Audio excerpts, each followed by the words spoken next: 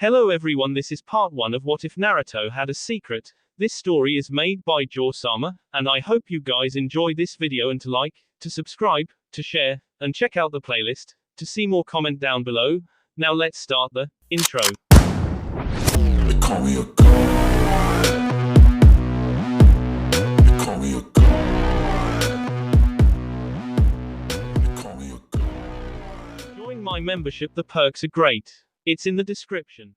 There once appeared a 9-tailed demon fox. One swing of its mighty tail could crumble mountains and create tsunamis. To fight the demon, the people assembled the shinobi, but only one could stand against the demon.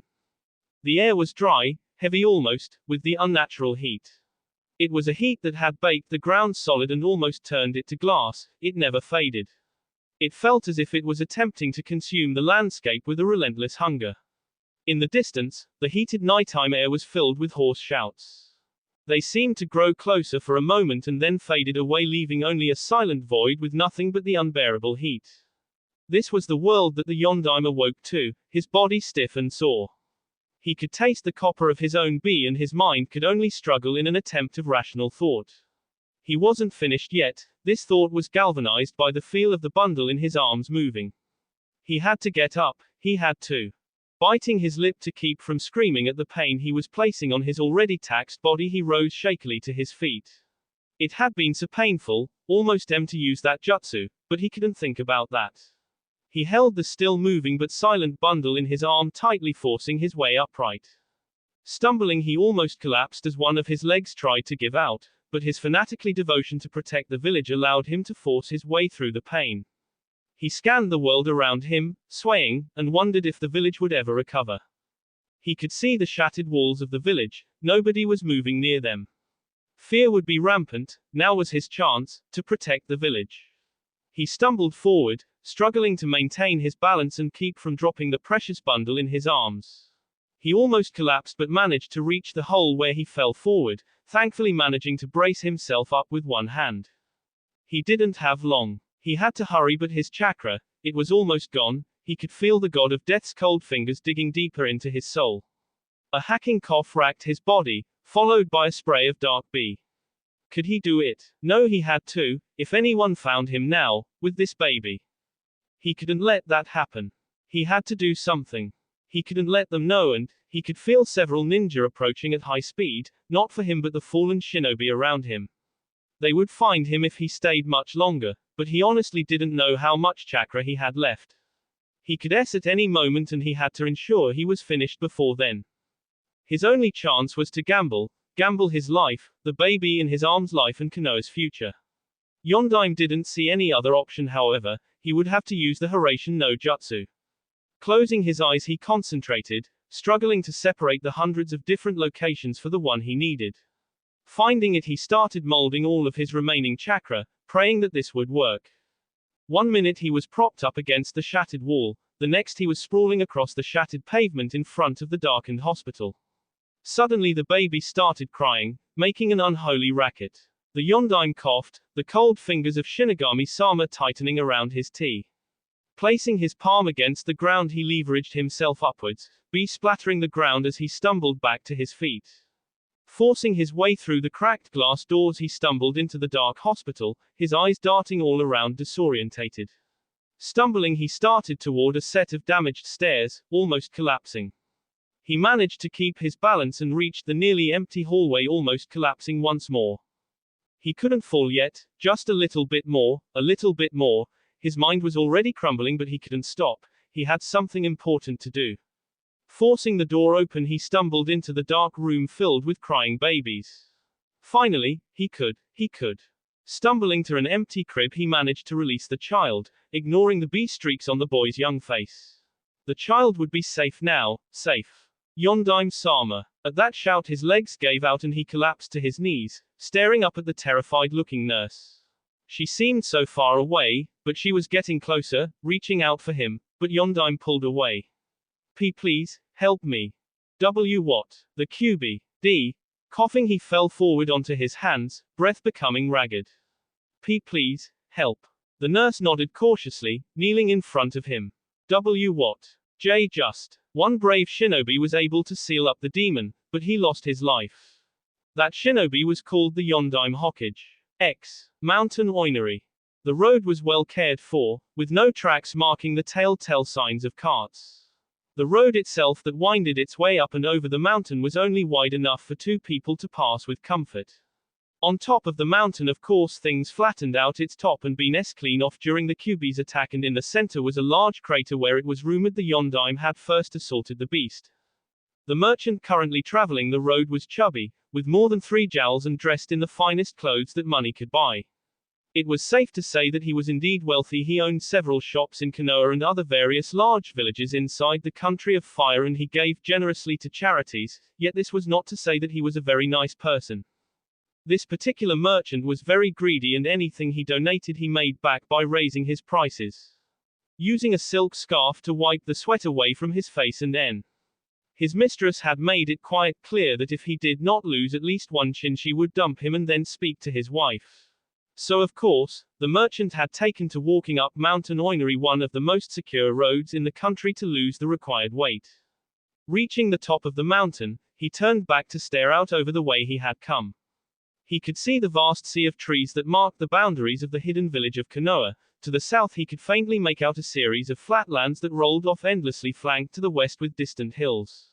To the east, standing out over the forest and showing the true location of the most powerful military power on the continent, was the infamous Hokage Mountain. Gathering his nicely tailored cloak tighter, he turned and started walking once more.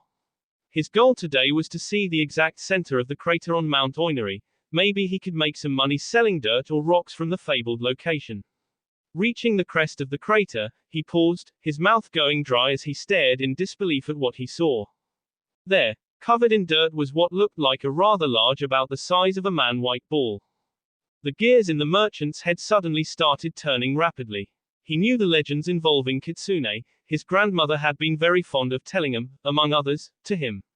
According to the legend, Kitsune would place power into a ball and then either hide it or use it as a child would.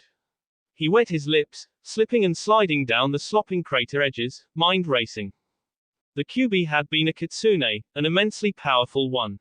A 9 tails, rarer than any other. If this for what other Kitsune would have such a large ball did belong to the Kyuubi, then it might still contain a portion of its power sealed inside. He could sell it to the Hokage, or Rock and Lightning would pay anything to get their hands on it. With this, it would be possible to surpass the country of fire in power. Reaching the ball, he carefully moved closer and reached out, hand trembling as he thought about the amount of money he was now facing. He was sadly disappointed, however, when the ball disappeared in a puff of smoke and the ground gave out from under him. Landing in a heap, he was disorientated and confused, at least until he heard a familiar laughter. Looking up at the edge of the pit he had fallen into, he stared coldly at a blonde-haired child, dressed in orange, who was laughing at him. "How dare you? I'll have your head for this." Crouching down, Naruto rested his arms on his knees, his face looking disgusted. "Oi, I think all those kids you cheated yesterday should have your head." The merchant paused, considering how to get out of this. Apparently, Naruto had been present yesterday when he had sold cheaply made items to a group of orphans at outrageous prices. The boy just did not understand business, yet the merchant also knew that trying to explain it would be pointless. So instead he would have to lie. He was good at lying. Yes, maybe you're right." Nodding, the man looked as pitiful as he could. "I'm sorry, of course you're right. I should have never. I just let my greed get the best of me. I'll refund their money as soon as I get back." Offering his hand, he smiled disarmingly. "Help me out." "Bah," Naruto muttered dismissively, lowering his head as he hesitantly held his hand out to the man. Reaching out to grasp it, he was suddenly jolted when Naruto s his hand away and grinned mischievously. "Yeah right, idiot." Naruto laughed, eyes closing as he made a thumbs down sign. "You think I'm that stupid? Hey, if you don't help me get out, then I'll tell the Hokage what you've done." The merchant felt his anger fading, however, as the blonde's eyes narrowed and he stood up. Unable to look away, he watched as the boy s revealing his intention. "What are you doing? You L on those orphans, so I'm going to L on you." "Hey, don't, no." The merchant begged, hands coming up in a prayer position and lowering his head. "Here it comes." Naruto gloated, groaning in comfort. Gyaaaaaaaax. Tomorrow is the Ninja Academy graduation exam, said the tall man with a scar on the bridge of his nose.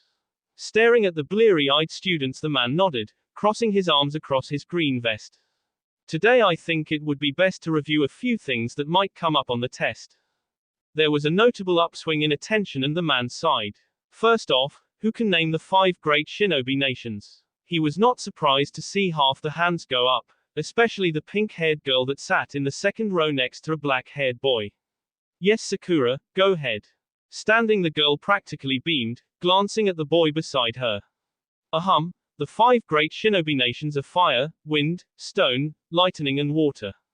Each country is ruled by a daimyo, who decides laws and various polices. The respective hidden villages are controlled by kages who are equal to the daimyo.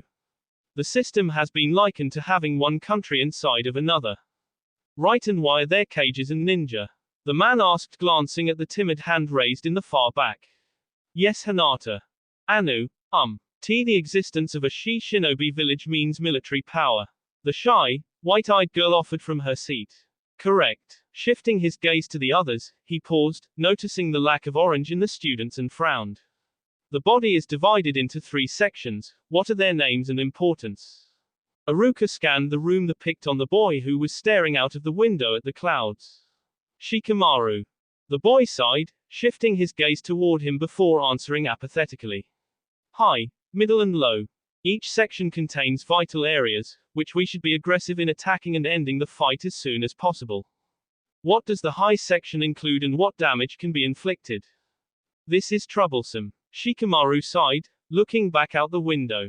The high section contains the top of the head, which if struck forcefully because trauma to the cranial cavity, a severe strike can cause death.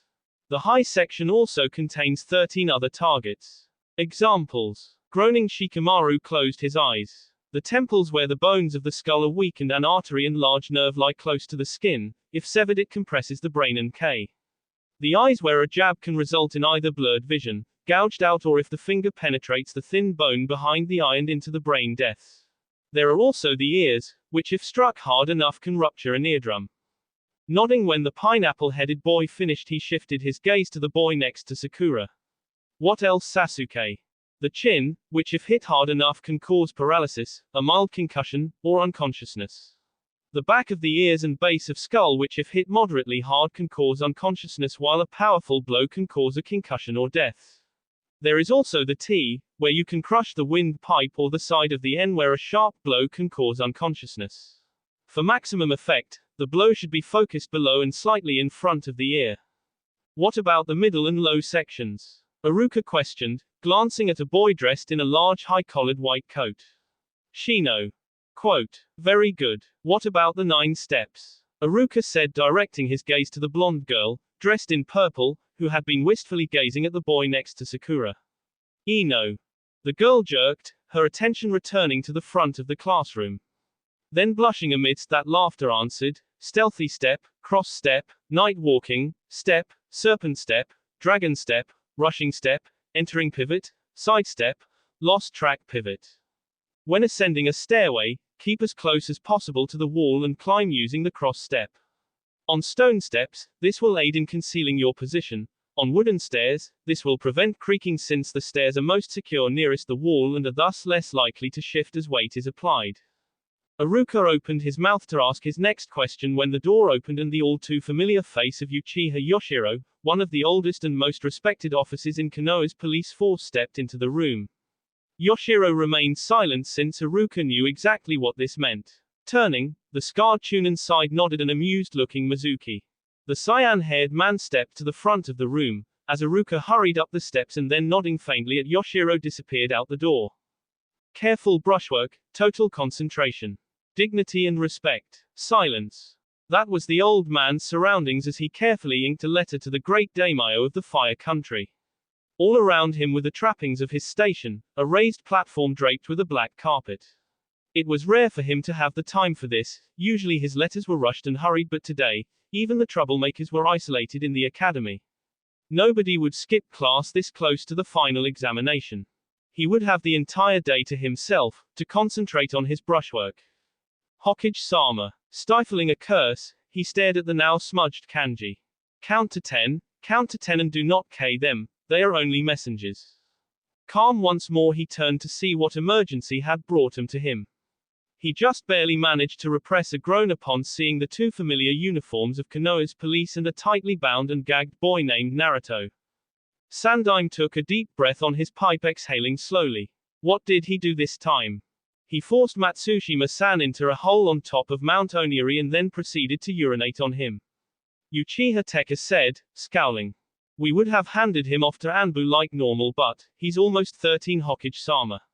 Uchiha Anabe said seriously. We wanted to ensure that he understood what that meant.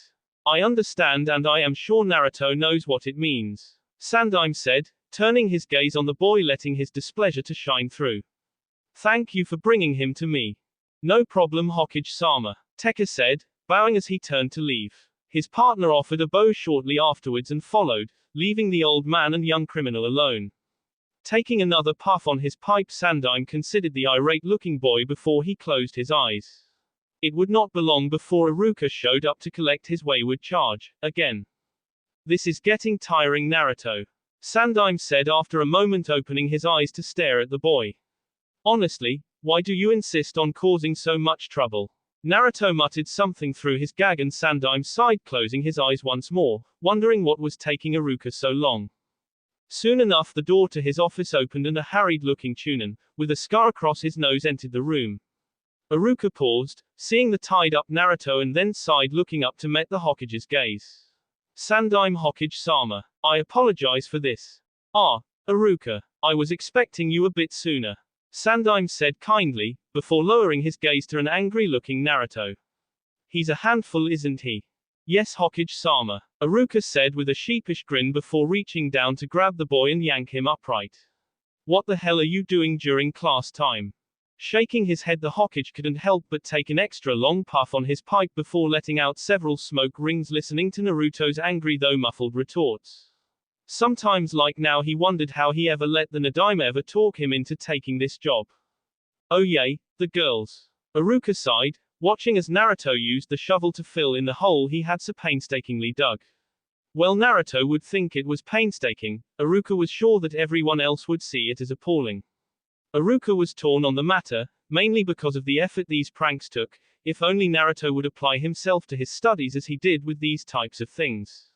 Then again, since Naruto seemed to think differently than everyone else, it was just amazing that the boy could function even semi-normally.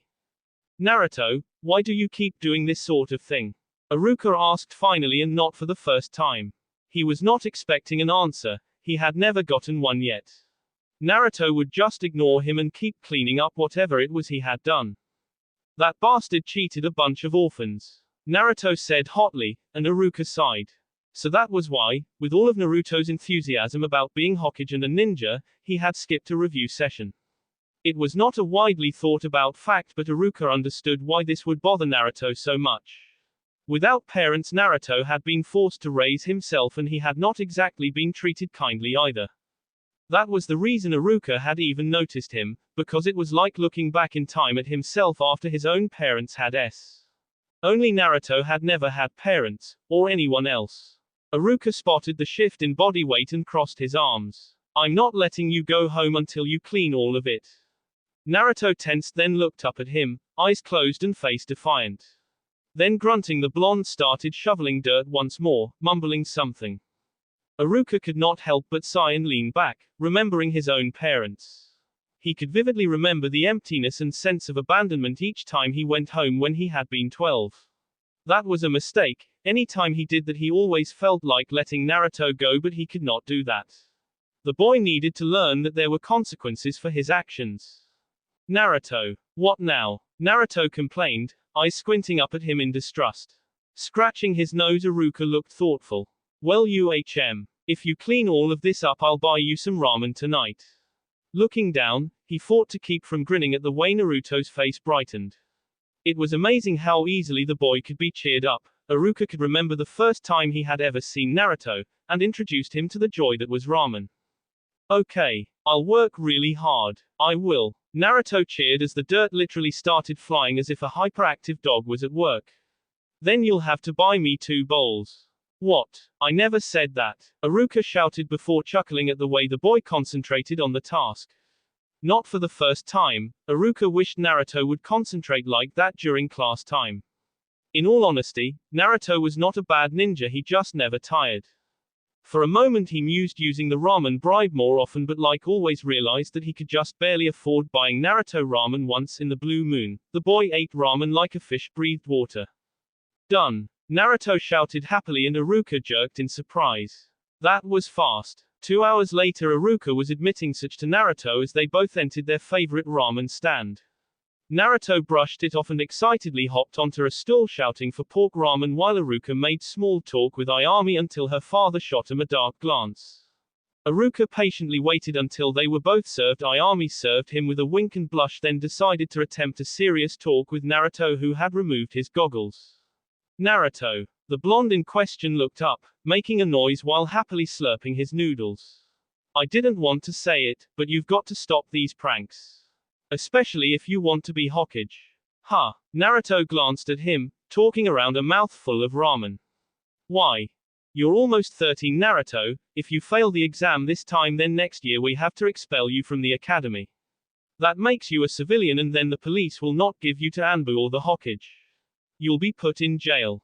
Iruka explained, not sugarcoating it a teensy bit.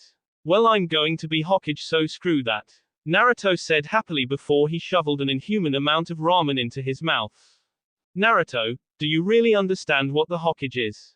Choking the ramen noodles in his mouth down, Naruto nodded, his face equally serious. A Hokage is the strongest and most respected ninja in the village. Then you have to stop the pranks and pass this exam. One day I'm going to be Hokage, Naruto said softly before thrusting his hand, holding a pair of chopsticks, at Iruka. And then I'm going to surpass all the Hokages. Even the Yondaime. I will pass. Iruka opened his mouth to refute that, but he saw the way those blue eyes glinted and he just sighed. He just could not take the boy's dream away, no matter how unrealistic it was. By the way, sensei, I have a request, Naruto suddenly said, his voice almost pleading. He even had his hands together as if in prayer. Can I borrow your leaf forehead protector? Iruka smirked as best he could with a full mouth, reaching up to adjust the object in question. No, this is for after you graduate. It's the symbol that you've come of age, maybe you'll get one tomorrow.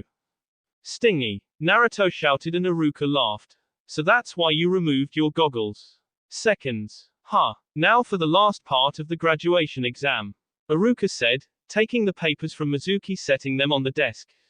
Turning back to the class he smiled faintly. You will do the Bunshin no Jutsu. He shared a brief smile with Mizuki before turning back to the group. When you're called, come to the next room. That said, both teachers turned, leaving the 23 students to anxiously await their fates. Naruto honestly didn't see the point. If a Bunshin was required, then he had no chance of graduating. He'd failed the last 2 times, and each time, that was the technique required. To make matters worse, this would be his last year in the academy, like Iruka said last night. He forcibly stopped thinking about that and started concentrating on how he could possibly pass this year. He wouldn't have long to figure it out. He knew Iruka-sensei all too well. Maybe he could use another one of those, what you see is what you get, scrolls like he had with that merchant bastard. No, they'd find out, or, if he wrote it now and then, no, they would know. They always knew when someone tried to see a corner. Yamabe Anzai. Mizuki, Iruka's assistant, called, and a boy got up from among a crowd of grinning friends to disappear into the next room. Naruto banged his head on the desk, wishing he had some friends to support him. Well, okay, he had Kiba and a few others, but they were mostly just running buddies. They didn't really get along all that well unless pranks, food or cloud watching was involved. Even then it felt like he was out of place. He didn't HVE time to be thinking about that, he had to figure out how to pass. Wakai Joe, Mizuki shouted, and another boy from the same group got up and ILY strode into the testing room. Naruto covered his head with his hand, trying to keep from panicking. It wouldn't be long now, soon he'd have to suffer the tea. Why had he decided to skip yesterday too? He should have reviewed, done something, anything, to prepare. Wait, maybe he could bug that lazy Ashikamaru and get him to walk him through the basics again. Lifting his head, he turned, preparing to do just that, when Mizuki's voice rang out once more. Uzumaki Naruto. Naruto didn't move, even though he felt a few curious glances directed at him. Uzumaki Naruto. Mizuki shouted, a touch of impatience in his tone, and this time those curious glances became sneers. That spurred Naruto to leap to his feet and onto his desktop, placing his hands on his hips. Oi, I'm coming. That shouted, he leaped over the head of the people in front of him, descending by using the desks instead of the stairs. He almost landed perfectly, but sadly his foot slipped out from under him on the last desk and he landed face first on the ground. Naruto. Iruka suddenly bellowed, and the blonde in question didn't give his wounded pride a second thought as he scrambled to his feet and amidst the laughter darted into the other room. It was just like he remembered from his previous attempts. There against the far wall was a desk with both Iruka and Mizuki. On the desk was a row of forehead protectors. The rest of the room was empty except for a chalkboard. Gathering his nerve, he cautiously approached the center of the room, praying that this time he could do it, perform a bunshin and pass. Prayer quickly became a declaration that he would succeed, and he even silently shouted for his teachers to watch and see. Bringing his hands together, he concentrated, molding his chakra with a fierce determination. He wouldn't fail this time. Chakra swirling around him, he clenched his eyes shut. He could feel the way his chakra moved, slowly at first, sluggish. Then it started speeding up, coursing through him, led perfectly by his will. Naruto urged it on, trying desperately to get it to move faster, to take the cohesive form that he wanted from it. He felt the chakra slipping away and he fought to clear his mind. He was Uzumaki Naruto, future Hokage. He would pass. It was that simple. Suddenly his mind was clear and his chakra surged upwards in an unprecedented wave. He felt joy, unabashed joy. It was moving so perfectly. No. Wait. It was growing too rapidly, becoming chaotic. He needed to hurry. Bunshin. There was a loud pop and suddenly his chakra faded, allowing Naruto to relax and open his eyes. Seeing Iruka's look of horror, Naruto hesitantly looked to his right to find that yes, he had produced an illusion of himself, but that it was one of the most pathetic things he had ever seen. Naruto had to fight back the tears of disappointment as the illusion dissipated with a pop and swirl of smoke. Dimly he prayed that it would be enough. He had after all produced a bunshin. Looking at Iruka, he held his breath waiting the final word. Naruto, you fail. Something inside him collapsed, some inner prop that had been holding him up. Suddenly he was just some kid, without any skills other than making trouble. He wanted to shout at Iruka. Yell and scream how it wasn't fair that he should fail. That he had created a bunshin and that he should be allowed to pass.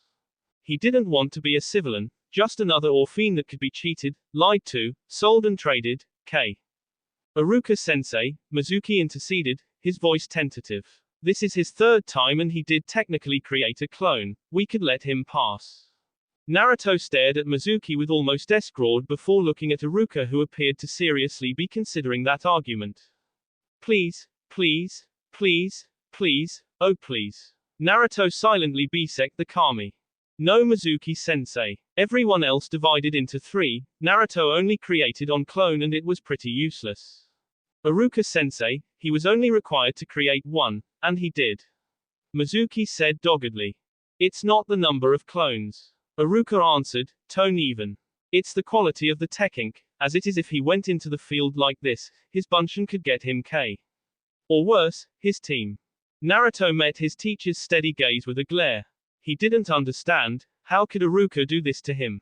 Weren't they friends? Didn't Iruka introduce him to the joy that was ramen? Wasn't Iruka the one that had last night been worried about him becoming a civilian? I can't let him pass. Those words echoed in Naruto's mind, as he watched from the swing outside of the academy. He saw the kids laughing and joking as they left the building, to be embraced and praised by parents. Everybody was so happy, nobody even seemed to notice him sitting alone in the shade of the tree on the tired old swing. How could Iruka-sensei not pass him? Was it because he really would be a risk on a mission? No, of course not. He just couldn't create an illusion, not his fault if that technique was crappy. Besides, what use would it be in a fight? You couldn't even hit anybody with it. Still, Naruto knew Iruka, the man wouldn't fail him knowing what would happen without a good reason, but Naruto knew he would not be a liability. So what possible reason could there be? Did it even matter? He'd failed this test and next year he would be. For as long as Naruto could remember, all he had ever wanted to be was a ninja that everyone respected. Someone that could stop bastards like that merchant or the orphanage workers that used the kids as labor. Someone that could stop them from doing what they did.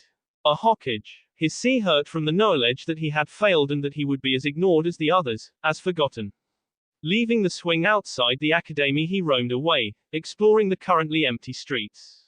He tired comforting himself with the knowledge that he was more skilled than non-ninja, that he could keep himself safe and he could still help others.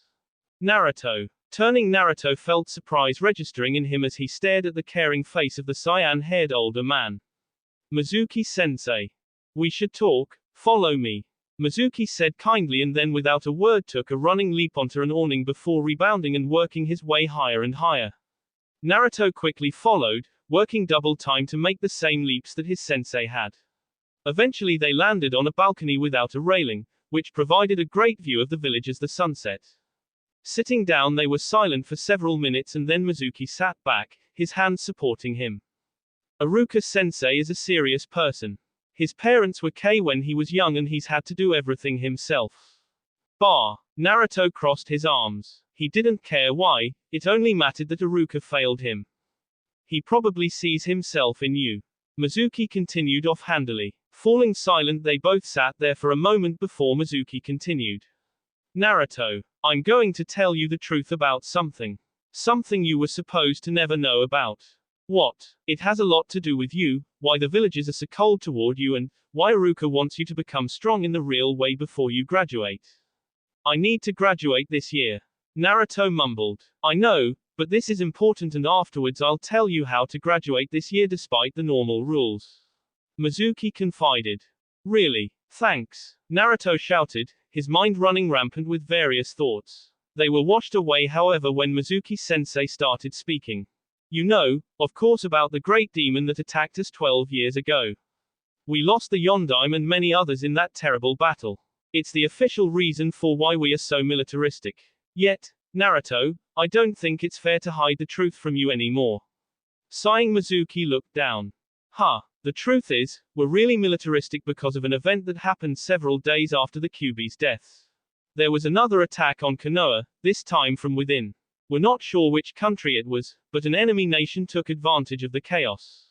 They launched a toxic jutsu, something Anbu had never seen before or since, inside the hospital.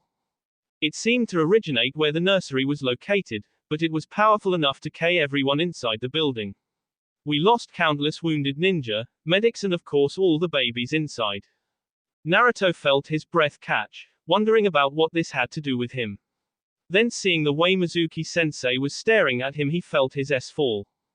All but one. One child, somehow, survived. That's why the villagers treat you so coldly, many had already lost family and now they had lost even more. But, how did I? Nobody really knows. For a while the Anbu believed that you were an enemy plant. The villagers themselves believed you were unnatural to have escaped the attack unscathed. Some of the older generations even said that you were born from the great demon's hate and spite for the village. Am I a monster? Hardly, although with the trouble you cause in the village you do more to reinforce that idea than anything else. Mizuki answered lightly. The truth is, Naruto, you probably survived due to a fluke. I mean, you lost your entire family to the beast on the same day you were born. You never had a chance to know them, letting you survive was probably an act of kindness from the gods. Naruto looked down, falling silent for several long minutes before continuing. So all those glares and that coldness I suffer is because of something I had no control over. Well, that, and the fact you have been pulling pranks on some of the most well-respected and powerful people in this village since practically the day you were born. Mizuki allowed, sounding amused.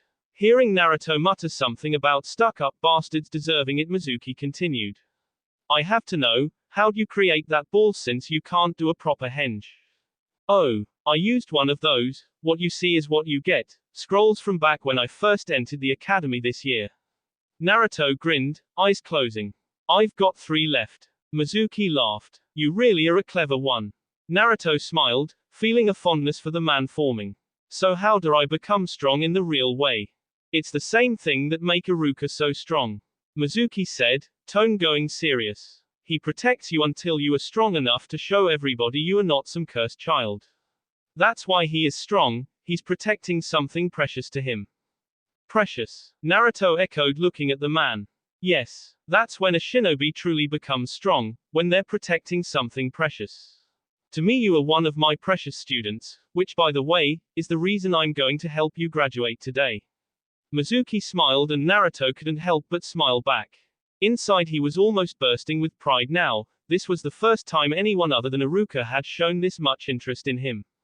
He listened very carefully as Mizuki told him exactly what he was going to need to do and where to go, noting how Mizuki claimed this path to graduation would be much harder than any test he had taken at the academy.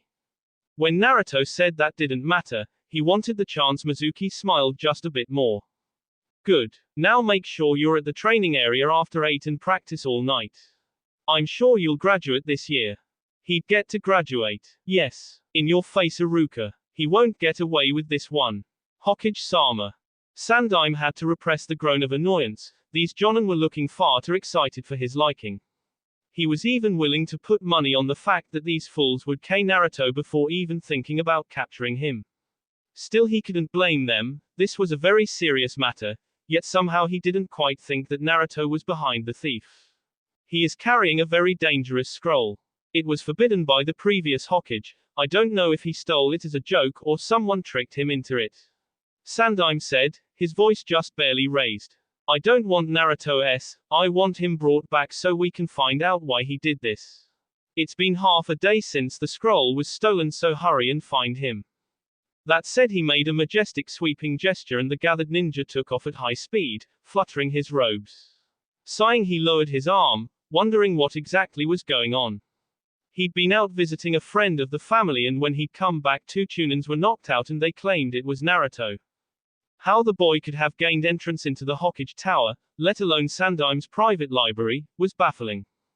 Hokage-sama. Turning, Sandaime inclined his head at the silver-haired, masked man standing behind him. We didn't find a trace of Naruto's chakra, or any signs that he was even here. Kakashi offered, his visible eye narrowing. But the eyewitnesses are telling the truth, according to Ibiki-san, so it appears Naruto is better than we first thought. I see. Sandaime mused, before shaking his head.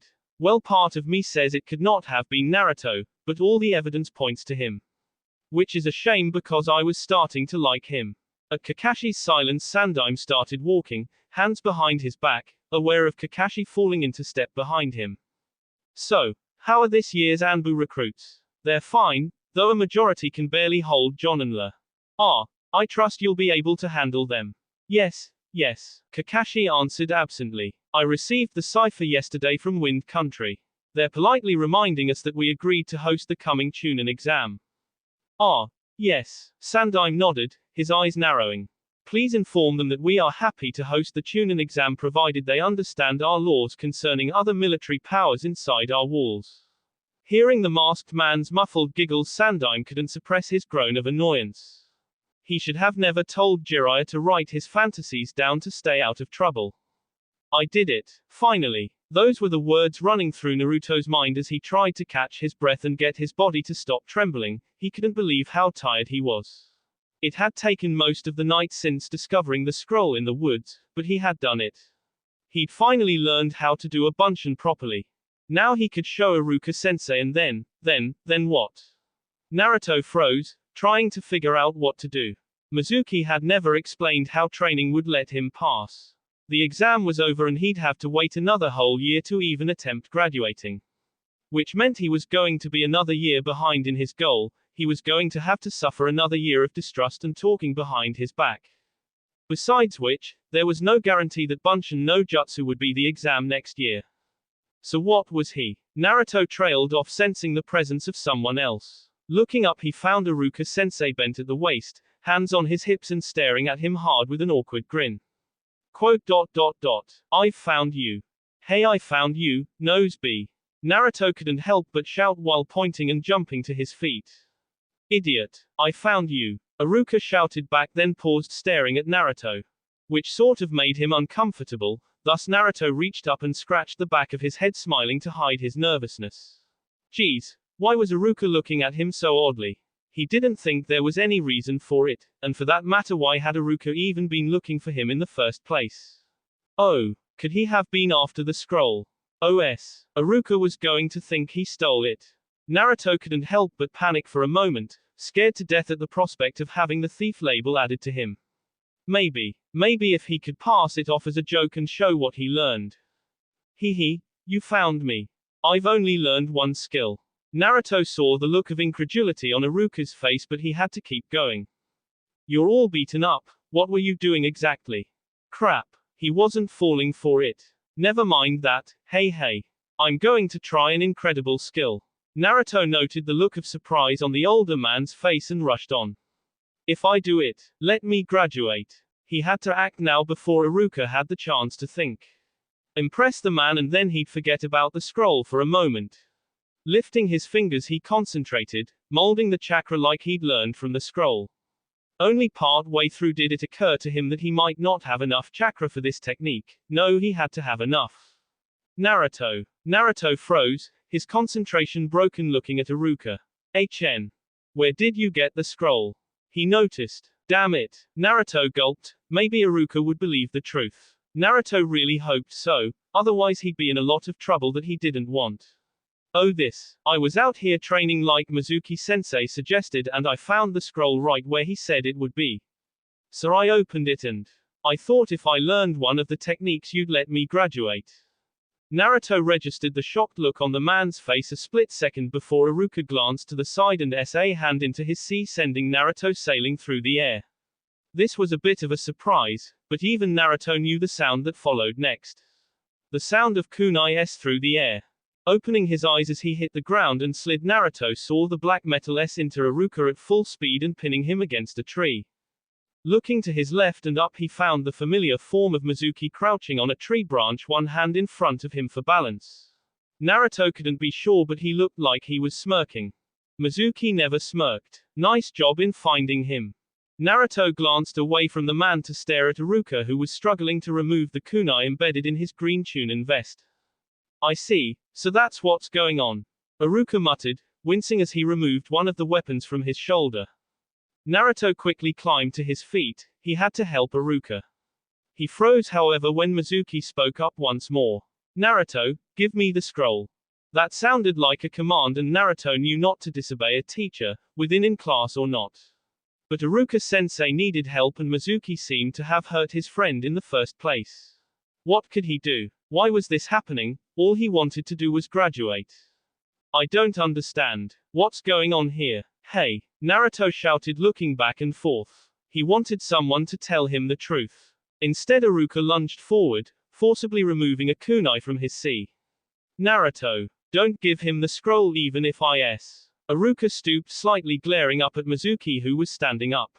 That is a dangerous scroll that has forbidden ninjutsu sealed within it. Mizuki used you to cover his tracks after he stole it. Naruto felt something racing up his back. It was cold for a moment and then suddenly it turned hot. His entire body was reacting on its own, preparing to fight without conscious effort. If Iruka-sensei was telling the truth, that bastard Mizuki was going to pay. He had hurt Iruka and betrayed the old man Hokage. Mizuki however was looking entirely too amused. Naruto, if you attack me I will KO you. Bastard. Why did you do this? Naruto shouted angrily, willing his body to stay still for a moment. Logically he knew there was no way he could beat a Chunin in a straight-up fight, but his body was trying to argue the point. Why? Because I can. Because I want to get stronger and that scroll was written by the Yondaime, the strongest Hokage ever. Mizuki shouted, reaching back for his large throwing star chuckling, now I'm going to KO you both. Why? Because I can. Mizuki's face twisted into an ugly visage, showing just how deranged his mind had become. Then muscles straining the cyan-haired schoolteacher hurled the giant weapon at the boy. Naruto started to move a split second too late, his mind clearing from his emotions to realize the danger he was in, and then his world was obscured by green and black as he was pushed painfully against the ground. Twisting around he stared up at the bee-mouth and unfocused eyes of Iruka who was crouching over him. Naruto could think of only one thing to ask. Why? Iruka was silent for several long minutes and then he spoke, his voice hoarse. I'm sorry, if I had done a better job, I'll run. Naruto stared at the man he'd come to view as half-brother and half-father. Part of him understood what Iruka meant, understood the feelings those eyes full of tears showed. The other part couldn't. He turned scrambling to his feet as he took off, the scroll S against his back, ignoring Mizuki's shout. He had to get away, had to think. Why had everything turned out like this? All Naruto had ever wanted was to be a ninja, and now he was running away like a scared little kid. Why are you running? Just it's not like anybody will mourn. Mizuki shouted from behind him. Naruto continued to run through a forest blurred with his tears. He always thought the same thing, that on the surface the village always looked so peaceful. The Sandaime was not that naive, however, he had been alive for far too long to believe that. He had seen the closing of the Shodai and Nadaime Hokage's lives, he'd seen the rise and death of even his own successor against the terrible demon fox. In the distance he could hear the sound of various jonin moving quietly, some shouting that they needed to find and J Naruto. Yes, things were happening again and it appeared he might have to lose yet another precious leaf of Konoha.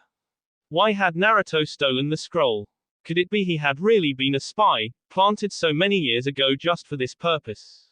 Turning he stared over his shoulder at the closed door leading into his office. Kakashi-san. Seconds later he was greeted with the presence of the masked, one-eyed man. Well, an Anbu patrol noticed Mizuki moving out of the village quickly carrying a scroll. Kakashi answered blandly. At the time we didn't know that it was the forbidden scroll, he's a teacher after all and they assumed it was something to do with the academy. Mizuki was plotting to frame Naruto in the theft of the scroll. It would be foolish to take a forbidden scroll without checking to see if it was trapped. I think, if I'm correct, that Mizuki planted the scroll in a prearranged place that he knew Naruto would go. The boy would of course read the scroll and set off any traps inside. Mizuki was never a foolish one. Sandaime said, puffing on his pipe. Iruka was heading toward the forest when he found out. Do you think that he might know where Naruto would be if he was training? More than likely. Kakashi agreed. I have a team already closing in, this whole matter will be resolved in a matter of minutes. The Hokage frowned, then shook his head. Let Naruto and Iruka handle this as much as possible. I only want your team to interfere if there is no other choice. Of course. Kakashi said, his tone sounding less than enthusiastic, but he quietly retreated from the office leaving the Hokage alone. Sandaime sighed, popping his N absently before clasping hands behind his N and moving back to the window to stare out over the village. Was he taking too large a gamble that a genin and an almost inexperienced school teacher could beat a man good enough to steal a scroll from the Hokage's private office? Probably, but Sandaime had this feeling, there was something large on the horizon and for the foreseeable future he would have to bank on Naruto. Sighing, the old man closed his eyes, wondering what his own teachers would have done. There was no telling really, and in all honesty, he was probably getting ahead of himself. First, Naruto would have to not only survive the night but show an incredible skill to merit graduation from the academy. Something that would allow him to avoid becoming a civilian, yet somehow the Sandaime didn't think that would be a problem. Unconsciously he mused about getting her for the job as Naruto's sensei since the other teams were already formed. Konoha's #1 troublemaker and Konoha's #1 most sadistic Kuonaki, alone on the same time. That would be entertaining to say the least. The forest was still and calm, glowing almost eerily in the moonlight. A few nocturnal animals prowled silently searching for prey. They froze only as the solitary figure dashed overhead, silently going above and then below branches. He was moving faster than a regular human could run on the ground and his passage just barely disturbed the stray leaves in the trees. He was pushing himself, searching desperately, with his heart pounding in his ears. How had things gone like this? He had it planned so perfectly. It shouldn't have collapsed like this, but it was okay, he could improvise, adapt. Nobody would know, no way could they know. First he'd K that bastard and then he'd remove the other moron, then he could arrange things perfectly. Naruto had K Iruka, the scroll is gone, most likely destroyed in the fight. So sad, but it was alright because the traitor would be Iruka would be a hero, and the Yondaime scroll would be his. Mizuki allowed himself a rare real smile of pleasure. Things could still work out perfectly, there was nothing to worry about, nothing at all. Ahead he caught sight of a pale orange jumpsuit. Naruto had some real speed. Mizuki smirked. There was no use denying that if Naruto lived he would amount to something decent. Too bad he was going to S in this forest tonight. Mizuki paced him for a moment and then sped up, zipping up even with the boy on the right side, knowing his henge to look like Iruka was flawless. Naruto. The boy turned in mid-leap, his gaze distrusting but hopeful. Hurry. Pass me the scroll. Mizuki Iruka said urgently, trying to look concerned even as he moved ahead of the boy slightly. Mizuki is after it. Naruto stopped, crouching down, and Mizuki turned in mid-leap wondering what was up. Naruto pushed off the tree branch and Mizuki was caught in midair by a flying shoulder and forced into an uncontrolled dive, snapping branches as he descended rapidly. Mizuki grunted as he s into the ground and skidded to a stop. Pushing himself onto his hands and knees he turned to glare at Naruto, who was falling back against a tree breathing heavily. Why? Naruto. Letting his henge fade, Mizuki glared at the boy. How did you know I wasn't Iruka? Mizuki was taken back when Naruto suddenly smiled while chuckling. Then even as he climbed back to his feet he was greeted with Naruto disappearing in a puff of smoke to reveal a smiling and be Iruka. Because I'm Iruka. Mizuki froze for a moment, then smiled faintly. How foolish, he should have noticed the difference in the way they moved. Naruto pushed off with the balls of his feet while Iruka did so with the heels. You really care enough to give your own life for that brat? Iruka closed his eyes, be heavily. I won't hand the scroll over to an idiot like you. Mizuki blinked then laughed, shaking his head.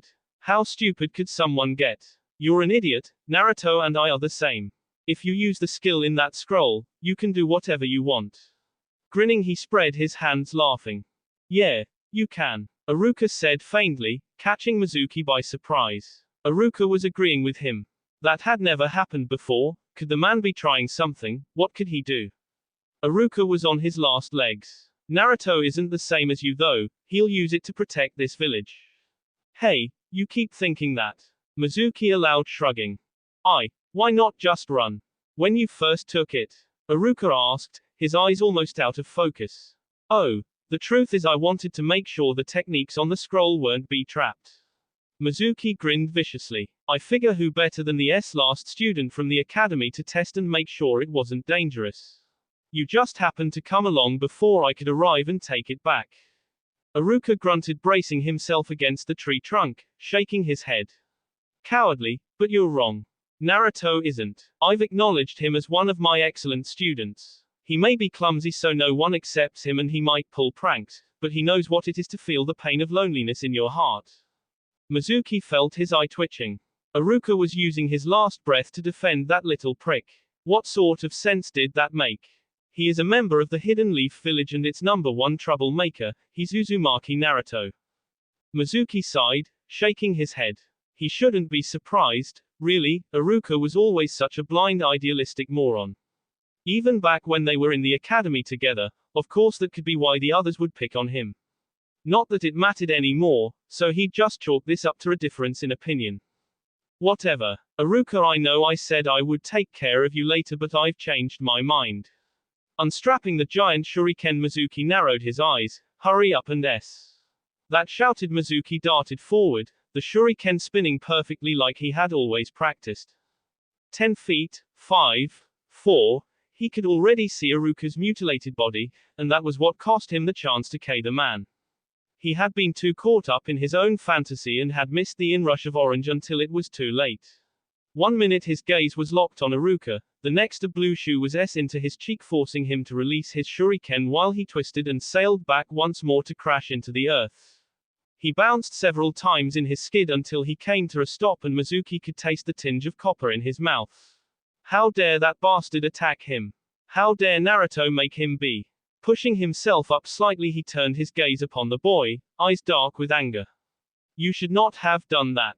Don't touch Iruka-sensei, Naruto said while he s the scroll into the ground so that it was standing upright. Mizuki watched as the boy lowered his head, focusing on him. Mizuki felt something inside him shiver in fear of what he didn't know. I'll J you. You idiot. Why did you come out? Run away. Iruka shouted before falling in a coughing fit. Surprisingly, that was all it took to jar Mizuki out of his cowardly fear. Shut up. A little punk like you'll K in one shot. He was taken back however when Naruto in response narrowed his eyes while moving his fingers into an unfamiliar seal. Try it, trash. Even Mizuki could tell there was no bravado in that voice. This was an entirely different Naruto than anything he'd ever dealt with. But Mizuki refused to back down, refused to believe that the boy could actually be a danger to him. You want to try a jutsu? Then do it. Seconds later, as the boy's chakra began to explode, Mizuki wondered for a moment if the boy had used the scroll and if he had, which skill he had learned. Then he noticed the chakra had a slightly different feel to it. It almost felt more mature. Taiju Kage Bunshin no Jutsu. Mizuki suddenly did not feel so confident. Everywhere he looked there was a Naruto. He was trapped in a sea of orange and somehow, he didn't think these were just illusions. What's wrong? Come at me, said one of the clones, who was hanging upside down. Weren't you going to kill me with one shot? Another taunted and Mizuki could only look around in confusion and mounting fear. Well then, another one added grinning darkly. I'll start things off. Another finished, arm pulled back for a punch and a smile in place. Mizuki wasn't sure what happened, wasn't sure of anything except that he was now getting beat into coma by 1,000 Narutos, and none of them seemed to be holding back. He was never so grateful for unconsciousness as when it finally washed over him. Sadly, his blissful escape was populated by orange and yellow demons. Did anyone find him? No. Damn it. This is bad. He may be far away by now. The Sandaime shook his head, glancing at Kakashi, who was casually leaning against a wall in the darkness. He offered a slight nod and the Hokage smiled smugly, turning to address the panicking Jonin. There is nothing to worry about. He found it funny how fast his soft voice could bring such a stunned silence to a group of panicking ninja. Hokage-sama. Sandaime was silent for a moment, puffing on his pipe, thinking. It looked like he was going to have to use her after all. That made him quite happy. Hopefully she would not turn out like her own sensei, still she should jump at the chance to teach, if he asked nicely. Better soothe these almost rabid baboons first so they don't kill Naruto on sight. He'll be back soon, with the real thief and Iruka-san. He saw the looks they were sending him and he could only close his eyes and puff a little more on his pipe. You can go home now. They hesitated, then slowly they turned, taking off, leaving the Hokage alone with the Anbu commander, who calmly walked over to join him while reading his book. Kakashi stopped within arm's reach, not saying a word, and the Sandaime contented himself to stare up at the stars overhead before speaking to the masked man. Well, he is interesting. Preliminary report says that Naruto not only learned a forbidden technique but used it with surprising results to defeat Mizuki. Kakashi looked up from his book, raising an eyebrow while still looking incredibly tired. I told the team to wait until the two were clear of the area. I am curious, what now? Now, Sandaime mused, smiling to himself, before glancing at the silver-haired masked man. Now, I get to see Anko-chan about a teaching job. Quote. You wouldn't. You would. Kakashi s before shaking his head. Naruto is unusual. He will need an unusual teacher. Besides, you've got enough on your plate. Yes. Seconds later, Sandaime was alone, hands clasped behind his back and blowing smoke rings into the brightening sky, musing about life, the Yondaime and Naruto. Iruka leaned his head back against the tree trunk, concentrating on his breath. He didn't think he had any internal injuries but there was no telling. The important thing, however, was that he would not be anytime soon. This meant he could consider the blonde who was staring at him worriedly. Iruka did owe Naruto, but there was only so much he could do. Naruto had failed the graduation test, and passing the boy into the official ninja ranks would utterly irresponsible. Yet this was the last year that Naruto could even try for it, and the blonde had met the minimum requirements. There was no questioning that. Still, there was one thing Iruka couldn't help with. Naruto sucked at illusion. It'd be a huge liability to send him into the field. So what could Iruka do? The Hokage would never let Naruto pass if he couldn't complete that last step, but then again, Naruto had just split into over 1,000 real bunshins right before his eyes. Could that count? Iruka frowned, considering that real clones over illusions would make him much less of a liability. Then Iruka winced, one of his wounds flaring up. Well, they might revoke Naruto's graduation to Genin, but for a few hours he could let the boy know his brother, he realized with a start, experience what it was like to be a real ninja. Now the only problem was where to get a forehead protector. That and the fact that Naruto kept asking if he was okay. Close your eyes. Seeing the hesitation, Iruka narrowed his eyes, frightening the boy into doing just that. Biting back a yelp of pain, Iruka reached up and removed his own forehead protector. The cloth was faded and the plate was nicked and not nearly as pristine as the others. Naruto might not even like it and demand his own forehead protector, but it would do for the moment. Moving onto his knees, ignoring the pain that raced through his body, he reached up and removed Naruto's goggles before slipping the forehead protector in place. Satisfied, he collapsed back against the tree. Sensei now. Naruto sounded so anxious. Okay, you can open your eyes, Iruka said, plastering a smile on his face. There was no use in letting Naruto know just how hurt he really was. Congratulations on graduating. Naruto's face registered shock at first and then surprise. Let's celebrate. I'll buy you a bowl of ramen. Iruka almost thought Naruto was going to shout or cry. Instead, he sort of smiled and Iruka prepared himself to give a lecture which might be his last, considering his wounds, about how the hard part of being a shinobi was just starting. Naruto, however, had different plans. The blonde lunged forward, embracing him in a bone-crunching hug. Well, Iruka would just save that lecture for the ramen place. That will be all for this video. Be sure to like, subscribe, share, and comment down below for more videos. Goodbye.